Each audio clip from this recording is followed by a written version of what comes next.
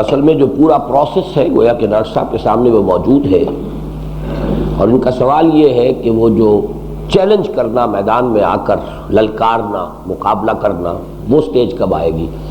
اور اس میں گویا کہ یہ امپلائڈ ہے کہ پاکستان کے حالات میں میں سمجھتا ہوں کہ کم سے کم 1 لاکھ، اول تو یہ کہ 2 لاکھ آدمی ایسے کہ جو سر سے کفن باندھ لے تیار ہوں۔ آخر 10 کروڑ کی 11 کروڑ کی قوم ہے، یہ کوئی چند ہزار لوگ تو نہیں ہے یہاں بستے، وہ منظم ہو۔ اب جب ظاہر بات ہے جب اتنے لوگ آئیں گے تو ان کے گرد ایک حالہ ہوتا ہے، ہر شخص کے گرد کچھ لوگ ہیں جو اس کے ہمدرد ہیں، جاننے والے ہیں، وہ سٹیجز تو ہوتی ہیں۔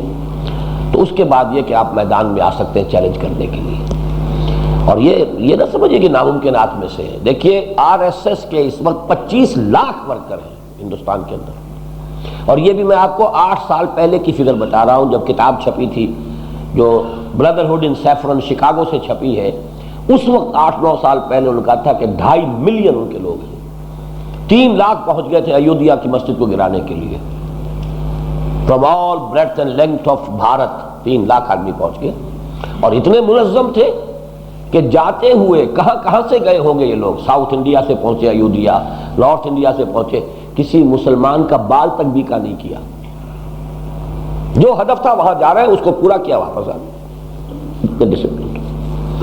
تو یہ انہونی باتیں نہیں ہیں، یہ ہو سکتی ہے، کوئی اس کو ناممکن نہ سمجھیے۔ اب رہ گیا یہ کہ وہ چیلنج کا مرحلہ جب آتا ہے تو پھر کیا ہوگا؟ قتال بھی مسلمانوں کے خلاف میرے نزدیک حرام نہیں ہے، اس میں میں امام ابو حنیفہ رحمۃ اللہ علیہ کی رائے کا قائل ہوں، اس لیے کہ فاسق اور فاجر حکمرانوں کے خلاف بغاوت اور تلوار اٹھانا امام صاحب کے نزدیک جائز ہے، لیکن وہ شرط یہ قرار دیتے ہیں کہ اتنی طاقت جمع ہو چکی ہو کہ کامیابی تقریباً بحالات ظاہرہ یقینی ہو جائے۔ یہ نہیں کہ 200-400 آدمی کھڑے ہوئے نعرہ مارا اور اپنی جو ہے گردنیں کٹوائی چھٹی ہوئی، اس کا تو کوئی فائدہ نہیں ہوا، نہ ادھر کا نہ ادھر کا۔ پہلے طاقت ہو، جمع ہو، قوت ہو، جمعیت موجود آ چکی ہو، پھر وہ جنگ بھی ہو سکتی ہے۔ لیکن میں نے اپنی کتاب میں یہ واضح کر دیا ہے کہ بحالات موجودہ بغاوت یا جنگ جو ہے، مسلح انقلاب، یہ تقریباً امپاسبل ہو چکا ہے۔ ایک ہے کسی شے کا حرام یا حلال ہونا، ایک ہے فیزیبل یا پریکٹیکل ہونا، یہ بالکل 2 چیزیں ہیں۔ حلال میں سمجھتا ہوں، جائز میں سمجھتا ہوں۔ اب آپ ہی دیکھیے کہ آخر جو ہتھیار اٹھایا گیا افغانستان میں وہ کن کے خلاف تھا؟ روسی تو بعد میں آئے، پہلے تو مسلمانوں کے خلاف اٹھایا گیا نا۔ افغان کون تھے ادھر جو بیٹھے ہوئے تھے؟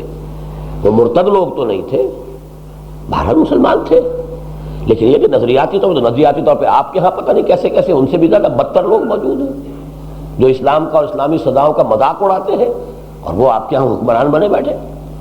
تو اسی درجے میں وہ لوگ تھے، اور کیا تھے، اس سے زیادہ فرق تو نہیں تھا، لیکن آخر جنگ ہوئی ہے، قتال ہوا ہے۔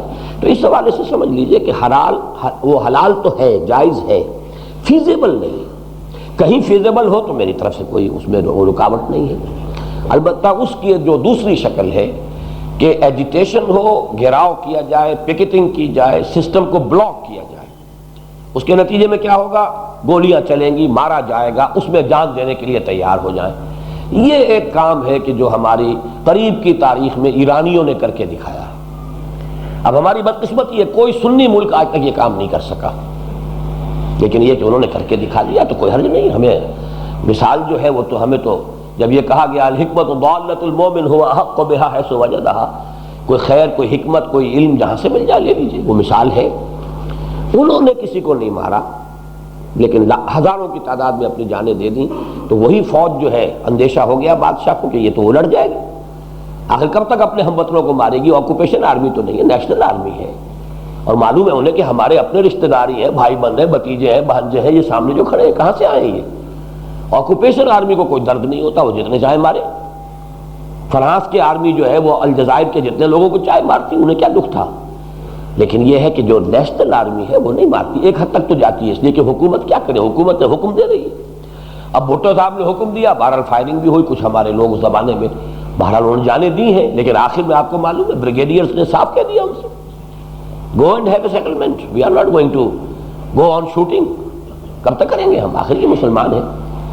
تو اگر میدان میں آ جائیں تو غیر مسلح جو ہے ایجیٹیشن، اور جس کو کہا گیا ہے فرض یہ ٹیکسز دینے سے انکار کر دیجیے، ہم نہیں دیں گے، اس حکومت کو ٹیکس نہیں دیں گے، اب اس کا نتیجہ کیا نکلے گا؟ لاٹھی چلے گی، گولی چلے گی، جیلوں کو بھریں گے.